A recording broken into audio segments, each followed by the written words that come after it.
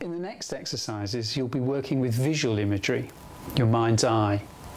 You'll explore the relationship between your visual imagery and your feelings and meanings. You'll learn about the different ways that the visual world, externally and internally, can be structured according to your expectations.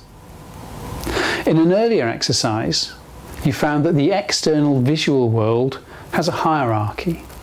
You can see it as a set of parts. Each part can also be perceived as parts and so on in a structure. You can move your attention between the parts and down into their component parts and up again to their larger structure. With each movement of attention, your awareness of things that are part of the same structure becomes less sharp, more diffuse. Parts elsewhere in the structure become even vaguer, and you may be less confident that you can really see them, or if you're just recalling them. The same is true for your internal visual world, your mental imagery. Imagine for a moment a table with breakfast things set out upon it, including a cup. See the whole table for a moment and then focus on the cup. As soon as you do so, your mind fills in details that were not there before. Visualize it now. Are you aware of any liquid in the cup? And is that liquid coloured? Does the cup have a handle? And which side's it on? If you're right-handed, the chances are that the handle's on the right, ready for you to pick the cup up.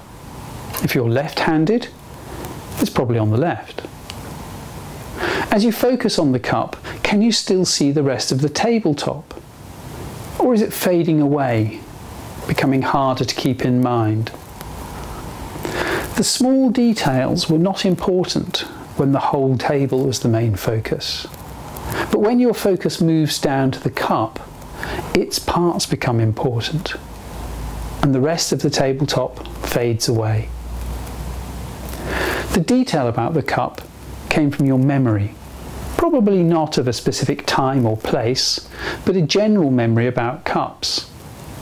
Maybe you saw your own favourite breakfast cup, but you built the image from your experience of the cup.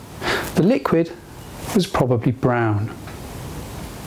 Your typical pattern of physical bodily interaction with the cup influenced where you imagined the handle would be.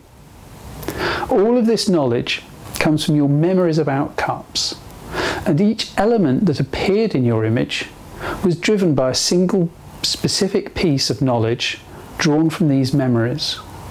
This is how our minds create specific images, each time slightly different, but related, because they come from a common source, our own memory and experience.